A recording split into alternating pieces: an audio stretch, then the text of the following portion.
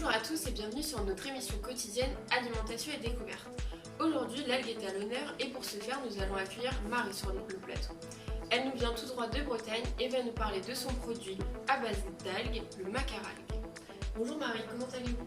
Bonjour, très bien, merci de me recevoir dans votre émission. De rien. Alors je vois que vous nous avez apporté quelques objets sur le plateau.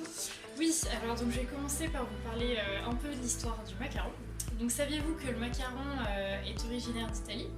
Donc il fut importé en France au XVIIe siècle lors du mariage de Louis XIV. Donc maintenant le macaron fait partie intégrante de la gastronomie française. C'est le magasin La Durée au XIXe siècle qui l'a popularisé en le nommant le macaron parisien. On peut aussi citer le nom de Pierre Hermé, élu meilleur pâtissier du monde en 2016 et surnommé le roi du macaron. Donc ce petit gâteau est sa spécialité, il en a même instauré une journée mondiale le 20 mars. D'accord, pouvez-vous nous parler un petit peu de votre produit? Alors bien sûr, donc avec mon amie Camille, nous devions réaliser un produit innovant en intégrant de l'algue et nous avons choisi les macarons. Pourquoi avez-vous choisi les macarons et pas une autre pâtisserie?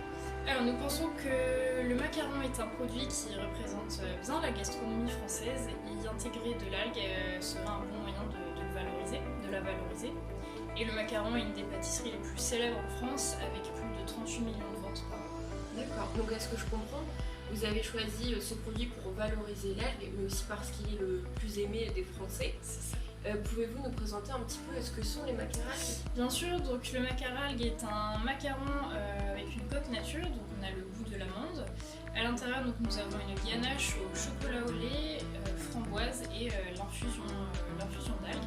Donc, nous avons deux textures d'algues. On a la texture d'algue infusée et l'algue râpée sur le dessus du macaron. D'accord. Et pourquoi avez-vous choisi d'associer la framboise au wakame?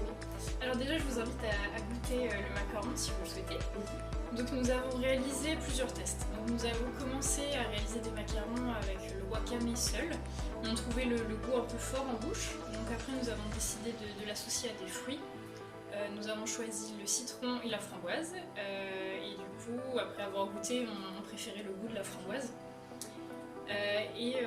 On trouvait que le goût de la framboise apportait un goût un peu sucré et acidulé qui se mariait très bien avec le wakame. Et nous avons aussi réalisé une recette à base de gingembre. Oui, en effet, il y a un parfait équilibre entre la framboise et le wakame. On va bien aussi retrouver les caractéristiques d'un macaron avec une coque très croquante et une ganache fondante en bouche. Où est-ce que vous pensez mettre en vente vos macarons?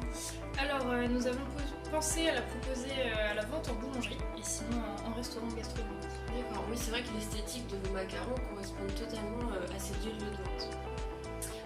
Les macarons sont des produits facilement commercialisables et accessibles. De plus, ils peuvent plaire aux enfants comme aux personnes âgées et aux adultes. Mais existe-t-il du coup déjà des macarons à base d'algues? Alors les macarons se déclinent en un nombre important de saveurs différentes, mais actuellement il n'existe pas de macarons à base d'algues commercialisés. D'accord. En tout cas, merci Marie d'être venue sur notre plateau et d'avoir présenté votre produit. Merci à vous. De rien.